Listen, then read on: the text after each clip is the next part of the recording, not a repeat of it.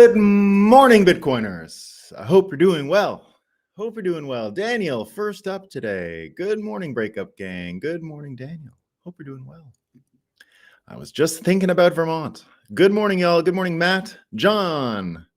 Good morning, friends. We love to hear it. Aqualodge. Good morning. Robert with a good morning. Hassan. Look at all these beautiful good mornings here. Look at this. Jevi with a nice, beautiful good morning.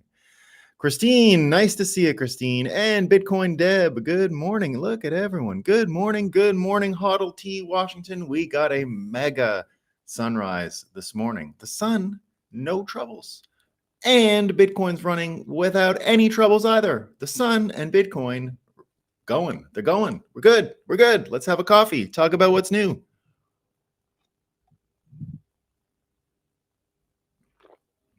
Assalamu alaikum, Muslim Bitcoiner. We need no interest riba, free loan services before the last bank dies. I don't want to ever sell my BTC. Just borrow against it with no strings. Well, we're not going to be talking exactly that today, but we are going to be talking about the banks dying. We're definitely going to be talking about dead banks. But first, let's do some Moscow time. Let's see what the fakest news over the weekend was. It's Moscow time, everyone's favorite time. So as an experiment, I went over to Threads to find out if anyone on Threads, remember Threads, the Facebook X killer. I went to find out if I could see any news on, let's say, Texas. There was nothing. They were just as far behind as the mainstream media. They don't, apparently on Threads, they don't have any idea of what's going on in Texas. If you went on Threads and tried to figure out what's going on with Texas, you might figure that, they had some weather lately and they like barbecue and they don't have any football teams left in the mix. That's about it. That's everything that's there. Threads. I did the same. Remember that weekend when Sam Altman got fired from ChatGPT, and it was it's all anyone was talking about, and it went on for days. He's out, he's in, what's going on? It's a big thing. Remember all that? Well, for that whole weekend, I also went to see what I could find on Threads about AI. The only thing they had was the week earlier, he had released a bunch of apps. They were a week behind. So in honor of Threads and their up-to-date information on what's going on in the United States and in AI, I offer you the best of headlines from last summer when Threads launched. These are the best of the fake news Moscow time pumping the Threads launch. These were headlines written not a year ago, okay? A couple of months ago, all right? Ready? Are you ready? Threads, Instagram's Twitter killer, has arrived. Meta's Twitter killer app, Threads, is here, and you can get a cheat code to download it. This is from Forbes, why Meta's Threads could be a Twitter killer. From Wired, how Threads could kill Twitter. From Vox, what you need to know about Threads, Instagram's new Twitter killer app. From Business Insider, of all the apps that have tried to be the Twitter killer, Meta's Threads is probably the one we're all going to start using. Business Insider. Just think about all we've learned about Business Insider with Bill Ackman in the past few weeks. There last summer. Yeah, it's probably going to be the one we all use. It gets better. Cyber news. Twitter killer on the loose. Meta unleashes rival app, Threads. Is this the end of Twitter? What to know about Threads, Facebook's new Twitter killer. So in case there is a civil war or a revolution, don't check Threads. Don't check Threads, guys. Don't go there for your important information, okay? Don't do that. Now, that's maybe not the only reason why things aren't spreading, right? It could just be that maybe they just want to put fake news into Threads. Maybe the people there are a little low IQ. I don't know. I don't know what the answer is to Threads. But Kamala has the answer to why no one thinks the Biden administration is great. This is a headline. This was written. Kamala Harris claims poor polling a result of not taking adequate credit for their accomplishments. So what it really is they're not saying, I'm great. Look what I did. That's what it is. It's true. It's true. She has it right on. Now, in an unrelated headline, guys, in an unrelated headline, has nothing to do with Kamala Harris. Okay. If anyone believes this has anything to do with Kamala Harris, you have a problem. Maybe you're racist. I don't know. I don't know. But here's what we know. The first ever chief White House diversity advisor is leaving the Biden administration. They're leaving. I wonder why. I don't know. It's because of this, though. I know this is why the first person is leaving. All right. This is from The Conversation. And this is, I've been struggling with this all weekend, right? Because I have a big bet on robots being what gets us out of this demographic problem and with no babies. Like I've told you a million times on this show, Rumble not working, Rumble not working. I see Rumble not working. Thank you for that. Rumble not working. I just saw the headline. Let me see what I can do for. Sometimes Rumble is a little behind. Sometimes it is. It says I'm on. Okay, it says I'm going. It says I'm good. It says I'm going. Okay. Thank you, though. Thank you. North Carolina suburban mom. I appreciate it. Thank you for letting me know. And that came in from X. Wow. X comments starting to come in. That's good news. I didn't know that. That's one of the upgrades they had in X, I guess, right? Well, thank you, NC Suburban Mom. I appreciate it. And it looks like Rumble is working, so go back there. So, I've been talking about the robots, like with Japan and Korea, why I've been saying, don't go worry. You don't got to worry about Japan. Everyone, they need to have more babies right away. And I would love for them to have more babies in Japan, but they got other plans, right? They're going to make the robots. It's going to be great. The robots are going to help you all. But remember, the diversity officer in the White House is gone. So we have new threats here, and The Conversation taking up the slack. All right, here's what they're telling us this weekend.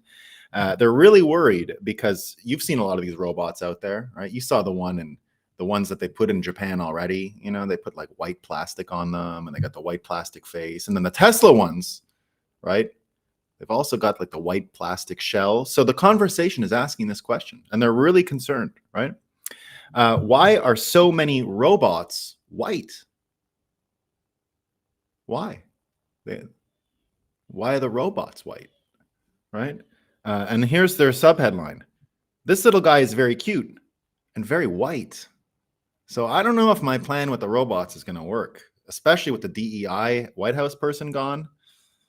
I don't know. All right. So speaking of White House accomplishments, right? One of the things they really talk about a lot is the abortion thing, right? I don't know why they think it's an accomplishment, but because it kind of was the Supreme Court, not them. But they're bringing it up all the time, right? And one of the things they're always talking about and bragging about is how many of the raped women who get pregnant, right? Serious issue. And I'll tell that somewhat summarizes my opinion of abortion, frankly, right? If I was raped and pregnant, it ain't gonna be a normal. We're not having the baby, right? So I get it, right? And that's why they bring it up all the time. But we found something out a little disturbing. It looks like the Planned Parenthood person, right, where they say that there's 500,000 rapes in the United States that resulted in 64,000 pregnancies a year. This is the statistic they're always bringing up, right? What are we going to do if we have a rape ban with all these, if we have an abortion ban with all these women getting raped? Well, it turns out it was all fake, and the data was faked, and none of that actually happened.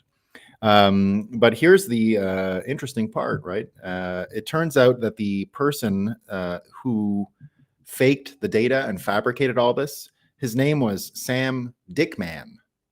So Dickman was the fabricator of data in this most heinous case, most heinous. So there is a person out there. If you know a Sam Dickman, don't believe his data. Don't believe Sam Dickman. All right. In another state, they had a killing. This is a gruesome Moscow time. This is the most gruesome Moscow times we've ever done. But we got to do it, guys. We got to find the fake news, right? So this one's pretty funny. So they did their capital punishment situation this weekend in Alabama, and the fella who was put to death asked for a nitrogen death. And it didn't go very smoothly, apparently. There was a little bit of trouble. So the Daily Mail online says, minute by gruesome minute, from his last words to the final horrifying spasm on his gurney, how America's first nitrogen gas execution saw killer Kenneth Smith thrash around while his wife wept during a grisly 22-minute death in Alabama prison. What they forgot to mention was that he stabbed a woman 100 times and asked for this actual kind of death sentence. So this is what he wanted. This is what he wanted. But we're supposed to feel bad for him. The news told us. Oh, this is great. So, Libs of TikTok, she got a bunch of new nicknames. And she collected them all from the fake news. So here's what we got. According to Yahoo News, she's a professional agitator. From the Daily Beast, she's a far-right agitator. From the Rolling Stone, she's a professional harasser. And from MSNBC, she is a social media menace. Those are pretty good names. She's pretty happy. This one's fun. So you remember those silly Puritans who came on the Mayflower, those silly pilgrims who came to Massachusetts and who came to Plymouth Rock? Remember those silly people that ran away from England, losers? Boston Herald is letting us know they're not going to keep giving them credit, right? Problematic historic Massachusetts signs come down in Concord, right? So in the People's Republic of Massachusetts, memorials to the Mayflower pilgrims must go. Okay, guys, they must go because they oppressed indigenous, peace-loving peoples. That's why they got to go. The Mayflower pilgrims, losers, get their plaques out of here. Nothing to do with the great history of Massachusetts. Get them out of here. They're dumb. Here's one that's good. This is from The Economist. All right. Why you should never retire. Okay. Don't ever retire, guys. Now, I somewhat agree with them because retirement is a communist word. I don't know if you guys knew that. So retire is what you do to horses and old humans who can't carry their weight anymore. So there you go. So that's a pretty good one. Stephen King also writes, remember, you know how this stuff is only funny if you know the players? What do we learn from Mike Benz, right? Stephen King, Rob Reiner, George Clooney. What do these people do, right? Here's something Stephen King decided to tweet this weekend. The economy is stronger than ever. Under Trump, it was a disaster. Thanks, Stephen. Thank you, Stephen King. Oh, this one's great. Okay, this is the best one of the weekend. This one is on another level. I've seen a few people. Mark Dice has already made a video on this. It's quite good. So last week, Biden went to the union folks up in Michigan, and he did a photo op, and he put the hard hat on backwards. Okay, maybe he did it on purpose. Who knows? Some people do that. It can be a funny picture, right? So some people were criticizing Biden for putting the hard hat on backwards. Now maybe he didn't do it maybe he did it on purpose. Okay, so there is that. But Snopes decided to fact check all of the people saying he put his helmet on backwards, right? So the Snopes fact check is Biden wore a hard hat backwards. There's a lot of pictures of it. You can clearly see it's backwards. They call that misinformation, right? It's not true, apparently. It doesn't matter how many pictures you see. It's not true. It's not true. It's not true. So that's what we got. Those are our Moscow time fake news stories of the weekend. Now we're going to move on to our theme, which is laughing all the way to the bank failures. Now, I made one of my best predictions ever last week. Remember the prediction that I made that you can actually use Trump derangement syndrome as a predictive model, and that Trump derangement syndrome predicts probably better than any other political indicator out there. And what I mean is, take the border, for example. I made the prediction in the context of the border, right? I said, well, the thing with the border is because Trump said it was a problem, you're going to have a bunch of people ignoring it. And that's what explains what's going on down there, that people simply can't look at the problem. They can't make it so Trump was right 7 years ago when he was talking about it in 2015. They had to create a scenario where he was still wrong.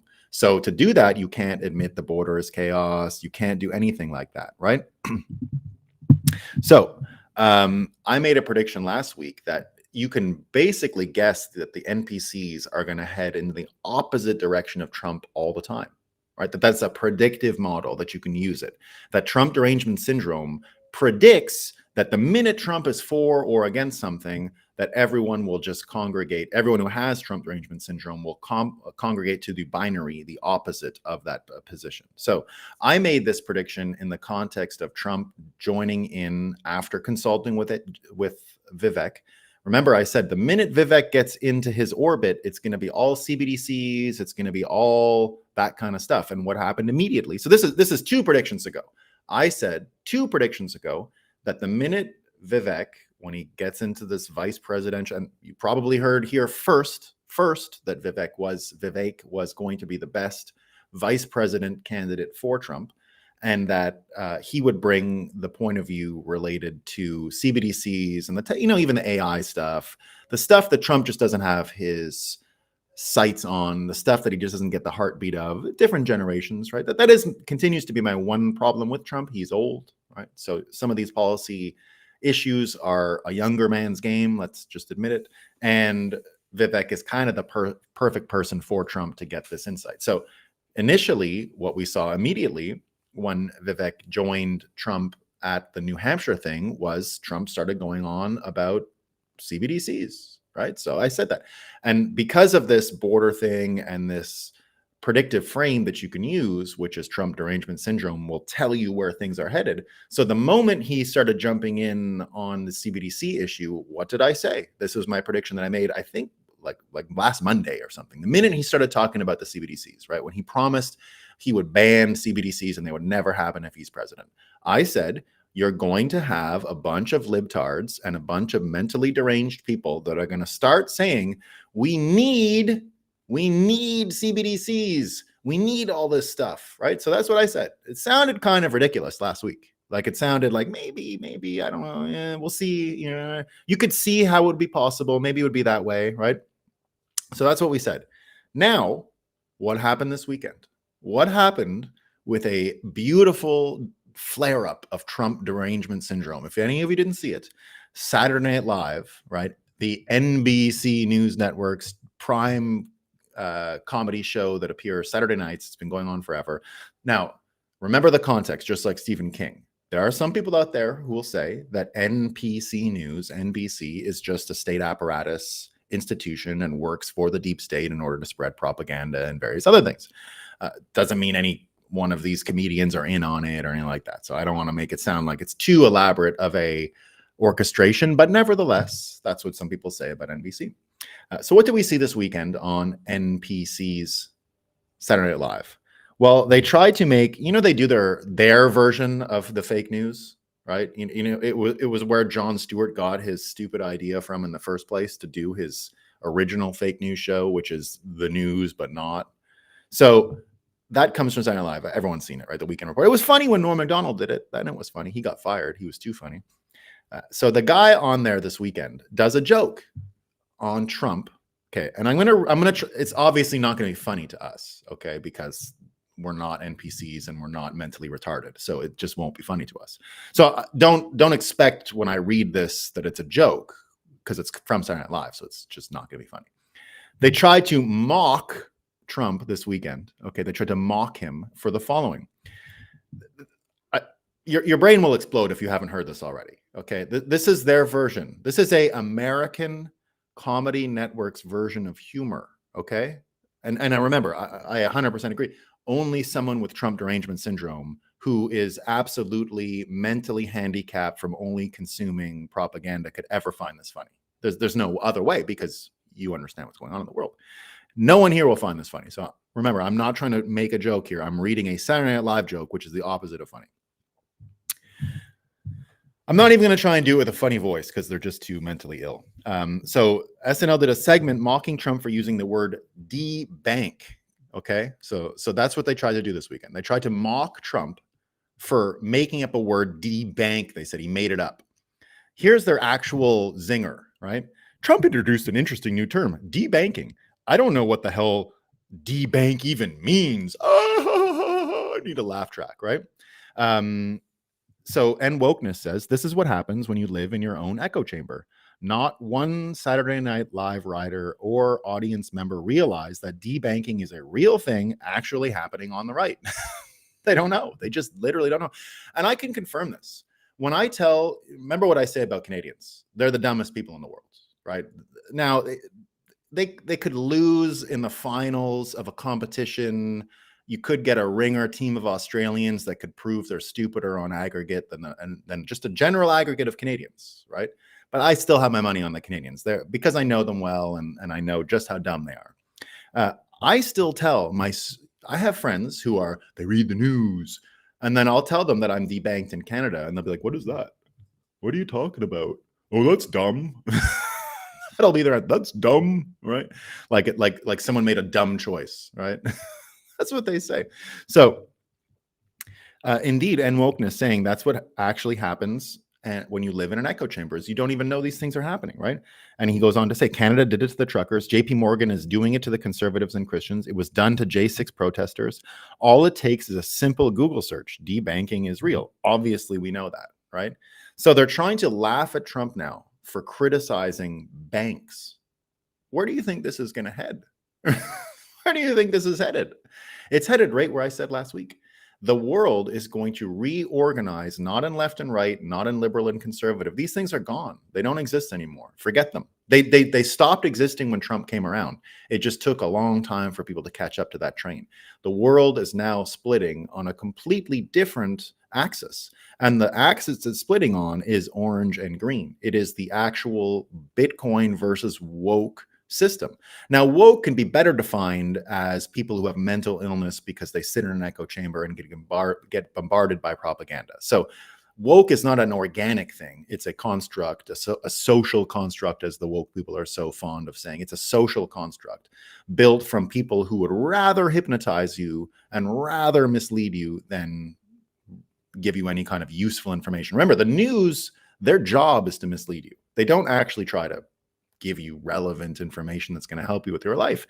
The job is to mislead you, right? So now the job to mislead you becomes very easy when you control these apparatus of the media, when you control the apparatus of the media, as well as when you have the no feedback loop fiat government debt is money system. When you have government debt is money, you end up in this situation where you can't even really gauge how broken things are.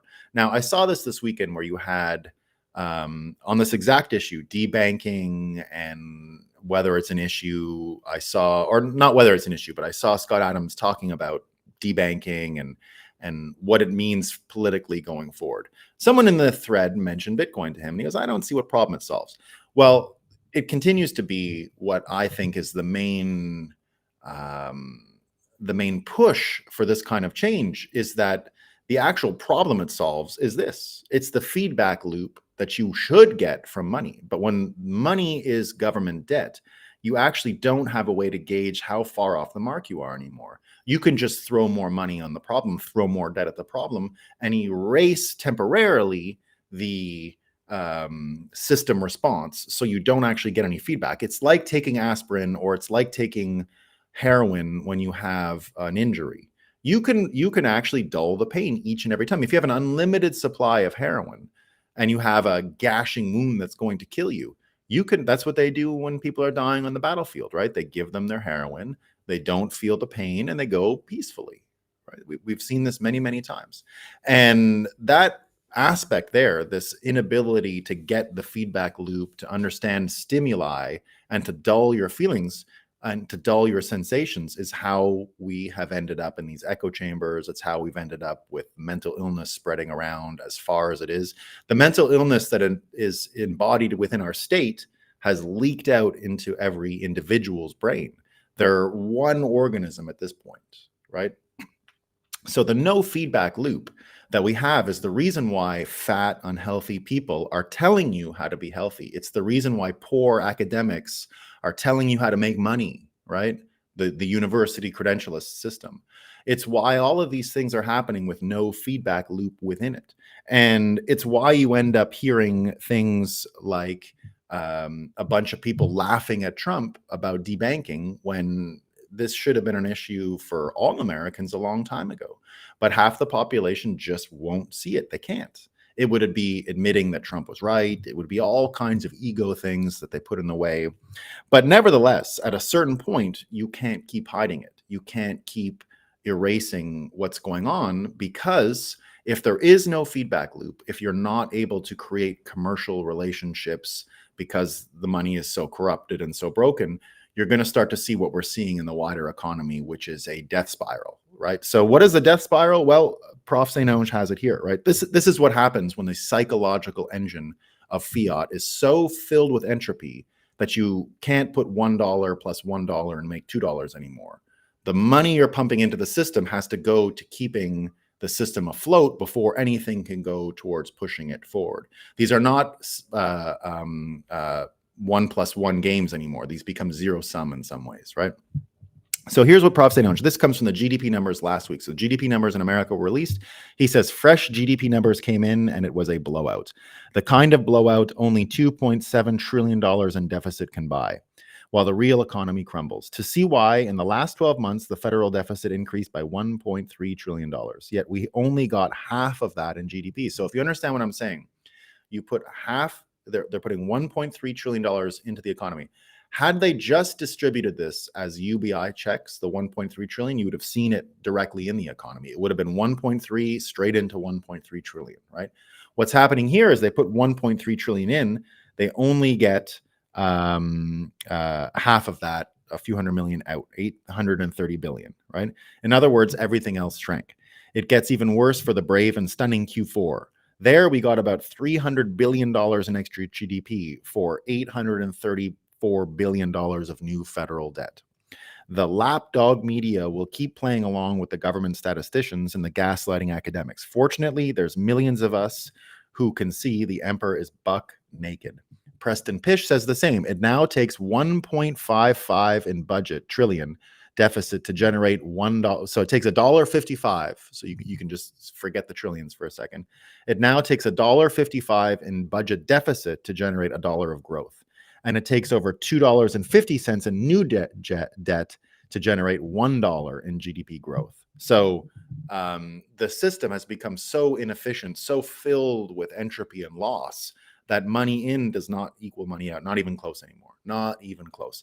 And this is the broken feedback loop, right? This is why we end up in a situation like with what we saw this weekend with the UN, the Gaza thing, where imagine we send, this was one of the first things, Trump got out of the UNRWA. It's some stupid thing that they do for people in Gaza, I guess. I don't know what it is. It's like money, and then it's supposed to help people, but obviously it never does. It just goes to prolonging the conflict. Again, that conflict over there in the Middle East is the most fiat conflict you're ever going to find, ever, right? Remember, they're out there advertising inflated death totals in order to increase the sympathy, and that's how you win. That's how you win, right? More people feel pity for you, and you're winning the war. That's the game they're playing over there, right? So what we found out, who knows if it's true? Remember, we can't believe anything that's going on over there. The whole thing is a big scam and a lie, right? Now, people like me have known the UN were a scam for a long time. But this is still within that echo chamber thing. A lot of people don't know. This is news to people. It's news to people that the UN hires people to go and do all this kind of mischief, right? This is news to people. Some people anyway, not everyone. So the United States is positive. Remember, this is the thing that the Biden administration did like day one when they got back in power, to undo Trump not giving money to them. So remember, you get the border thing with Texas, and you get the bank thing, and you get the UN thing, and you start to see that most of the population arguing for these things are just as uninformed as they are as the Saturday Night Live audience about debanking. They just don't even know what's happening, right? They don't even have any clue. And when you see things like this, did you see what happened this weekend in the United States? That now to join the US Army, because recruitment is so low, that you don't even, so this was a thing forever. You had to graduate from high school in America in order to join the Army. You couldn't be a high school dropout. That was the minimum required to be a good enough citizen to join, right? So here's what we found out. We're just going to go back to the old days, and kids aren't buying what the military is selling. So the military has to go backwards to make up for their numbers. So this is it. Updated education requirements, effective immediately. Individuals may enlist without a high school diploma or GED if they meet the following recruitment criteria. And they just have to score 50 or higher on whatever this test is they do in order to join, right? So the test to join is 50. It used to be 70. And I think it's just a straight IQ test. I'm not sure. I don't want to go out and tell you that the ASVAB test, which I've never been a soldier. I do not know what it is. So I'm sure anyone who's been enlisted knows exactly what it is. I don't know. My understanding of this test is that it was always an IQ test. My understanding is the military did tons of IQ testing. And I think I found this out from Jordan Peterson. They did tons of IQ testing a generation ago and decided already then that there was no point even recruiting people with 70 IQs and below because they couldn't. It was more of a cost to have them in the military, even as fodder, than it was to enlist them, so that they were not allowed. Right? It was 70 and up, is what I understand. I could be totally wrong, so I'm not an expert on this stuff. But again, this lack of feedback loop about all of these really important issues, right? Really important issues is why we've ended up in this place. It's why we've ended up with a jury system, for example, that here's the Trump case, this with E. Jean Carroll, right? Remember, he's in trouble. He got this $3 million thing because he defended himself against rape accusations from her and called her a bunch of names for accusing him. Now, he's never been convicted of raping her, right? It's just calling her names for accusing him of doing that. That's what this trial was about. Now, Cernovich says, in the first trial, the jury held that Trump did not sexually assault the woman / did not prove her case on that account. You can find the original jury form. Then he got sued for defamation for calling her a liar for making the accusation, right? $88.5 million is what they decided. And so when you put that into context of the no feedback loop, a media that's not telling you that, a justice system that's not telling you that, right? They're not out there trying to help you understand what's going on and tell you what systems are decaying and which are no good and any of that stuff, right? They're not doing any of that. They're just sitting there saying, well, Trump, another thing that he did bad, right? Another thing that he did bad. But again, we're in a situation where this feedback loop and our ability to perpetuate these commercial relationships that make a media useful to you, that gives you useful information, or a justice system that helps promote justice, or military that helps you with smart, intelligent strategy, right? We don't have any of that. That's all gone. That's all been lost to our opaque financial system that allows these kinds of things to be hidden. Look at how bad things have gotten in America, and look at why we are at the end of our rope here as far as being able to perpetuate this system forward. Here's something I found out from Cheryl Atkinson. She's an investigative journalist. Now, imagine this. Imagine the world we're actually in now. This is about the border again and what's going on with Texas and this and that. Here's what she says, right? I never understood why this news didn't trigger international headlines, congressional hearings, and prosecutions of U.S. officials. So this comes from a CBS News article where they mention it passively without understanding what it is they're mentioning here, right? Prosecutors admit U.S. signed a cooperation agreement with the Sinaloa cartel, dismissed a major case against the Sinaloa cartel lawyer, Huberto Loya Castro, and agreed to not interfere with the cartel's drug trafficking to U.S. to actively prosecute their leadership. Now, I don't know the whole context of this, right? But to slip this stuff in here on CBS and not make this the number one story shows just how much entropy is in the system and how there's no ability for the fiat mentally ill people to even prioritize anymore. They don't even know what the risks are. They don't know what the threats are. They are still being told the threat is Trump and the white supremacists who no one has ever seen, right? Who are they? We don't know. So when you start to imagine, and here's a great example, right? This is what RFK said about what's going on and how bad these people are. And it is somewhat generational, right? The boomers, right? Canadian, of all the English-speaking countries, I've said many times, Canadians are the dumbest. Well, the dumbest of those dumbest are the boomer Canadians. Now, I love boomers. I'm a big boomer fan. Boomers, to me, I had the benefit of having, just because of when I'm born, I had the tail end of the greatest generation as my grandparents and educators, and a lot of them were still in the teaching system in the 80s. So I got a little bit of taste of the greatest generation professionally at the end of their road. They were great, not quite as patient, not quite as chill and calm. And I'll always say that the boomers were the best educators that I came across in my life. I was educated by our greatest generation. I was educated by boomers, and I was educated by Generation X. No doubt in my mind that the best that I came across, the most patience, the people who embraced being a teacher the most were the boomers. So I have nothing but love and respect for my boomer friends. I have many boomer friends, right? I love the boomers, but we can admit there are faults too, right? They have some faults. And one of them is their appetite for mainstream media. One of them is their appetite to just believe all of this pablum shit.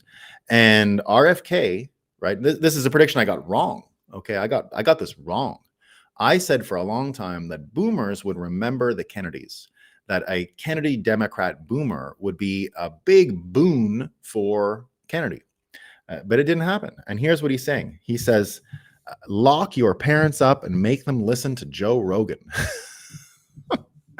The one cohort that I'm doing really poorly with is baby boomers. I ought to be doing really great with them because they're the people who remember the Kennedy era. This is all RFK. But they have a disability. He's calling it a disability, right? Now, he's not going as far as me in saying they're mentally retarded. You don't want to be rude, right? So I get why retardation would be a rude word to say, but mentally handicapped, you can say all that. So he's saying disabled. He's being, a little bit DEI here, but that's fine. That's fine. But they have a disability. They only get their news from ABC, NBC, CNN, MSNBC, and the New York Times. And if I were living in that information ecosystem, I'd have a low opinion of myself as well. I have a low opinion of myself as well. What we're finding is that young people are getting their information from long form interviews, from podcasts, from other alternative interventions. So they're doing critical thinking. If you're young and you have parents, you need to lock them up somewhere and make them listen to a Joe Rogan podcast. And isn't that true? Isn't that true?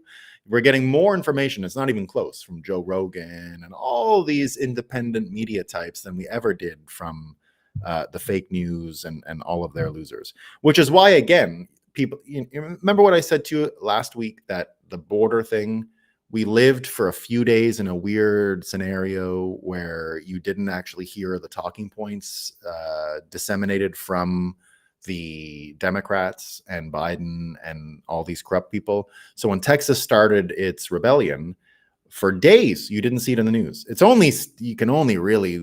got to look for it still, right? It's not front and center.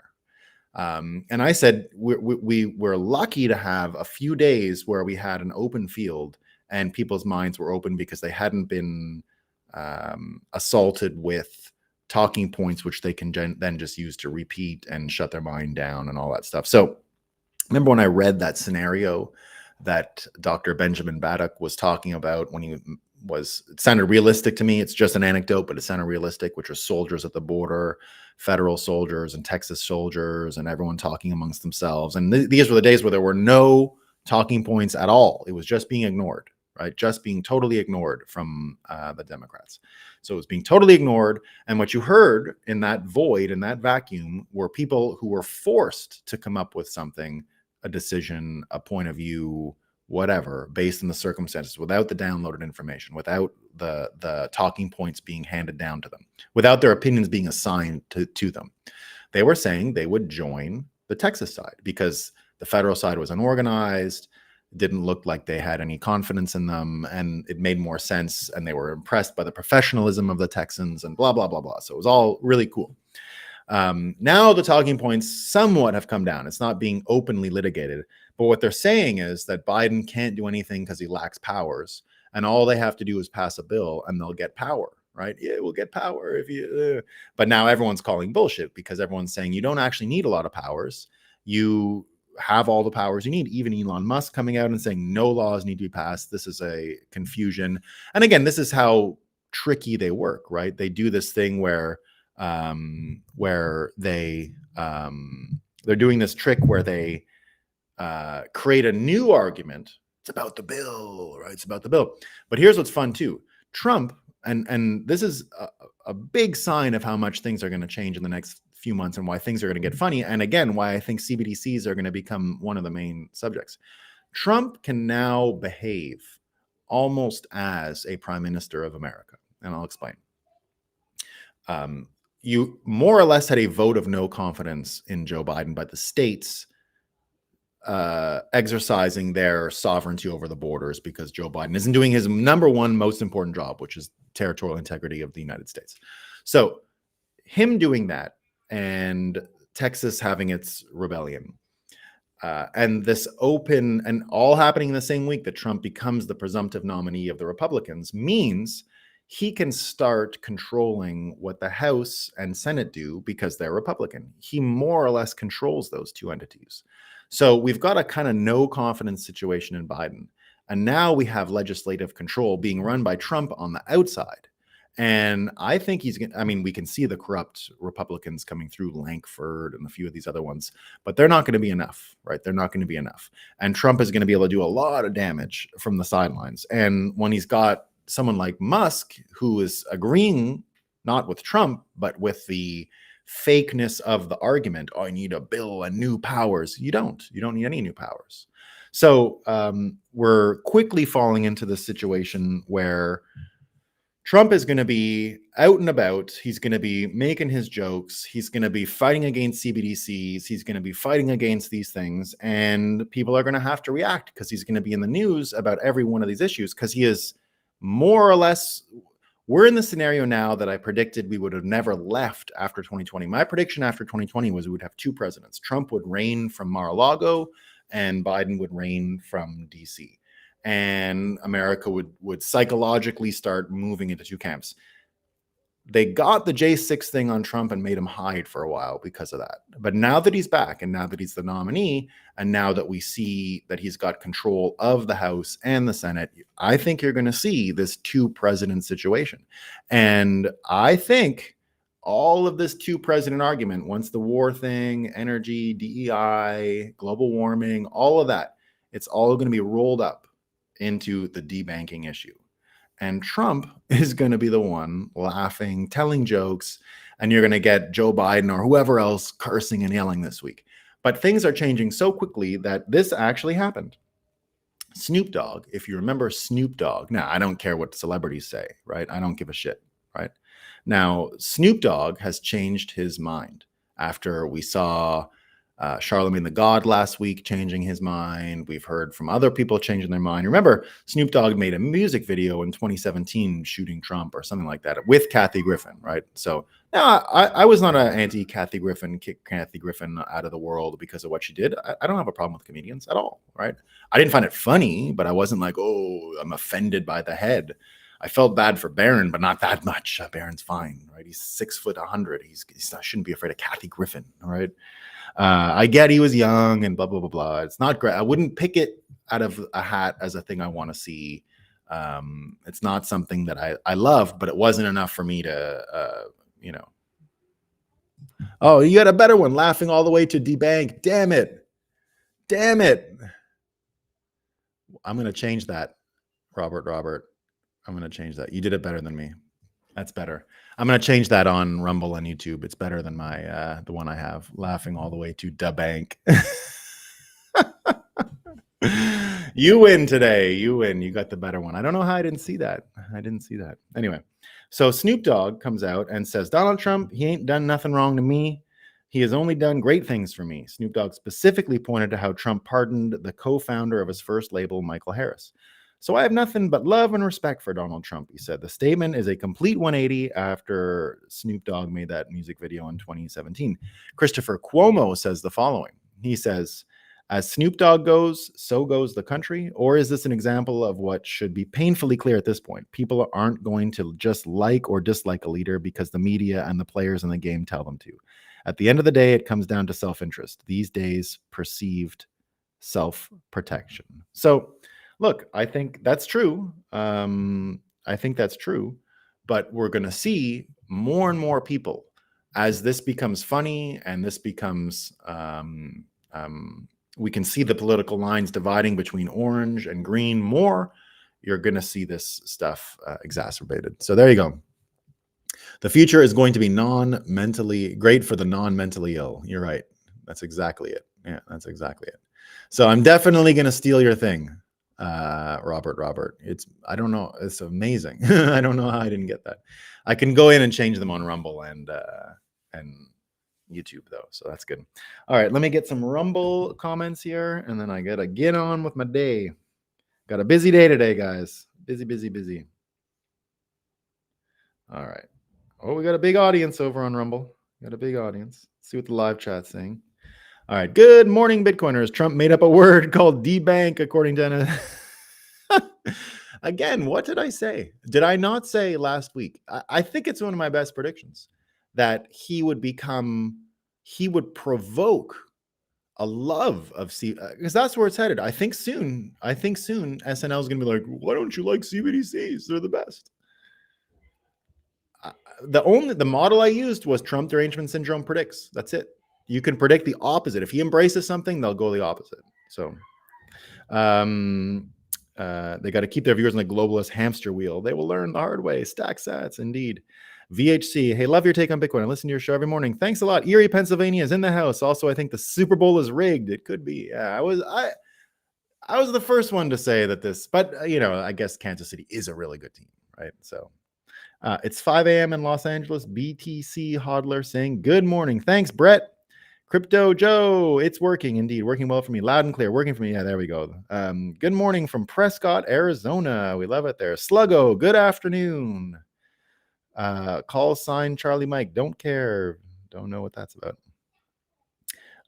Bitcoin will suck up all the assets around the world. The longer you stay in the fiat system, the poorer you become. Absolutely. Yeah. Reality will manifest itself sooner or later. High volume. Debank the banks. Bailouts is communism. Too big to fail is bullshit. True. Good morning, Zim. Vega Ska says, so this is the border right now. Lots of people crossing. Check it out. It's live camera. Yeah, I believe that. I believe that the border is busy. Bitcoin Deb, great show, Nolan. One of your best. Thank you, Bitcoin Deb. I appreciate it. Central bank debank consequence. I like it. Well, I got to go change the name of my show today and get rid of that stupid paragraph or parentheses and failures and fix it to the actual very clever Robert title. All right, team. That's all I got. I hope you have a great day. I hope you all have a great day. Did I miss one here? Yeah. All right, team. That's what I got. Peace. Have a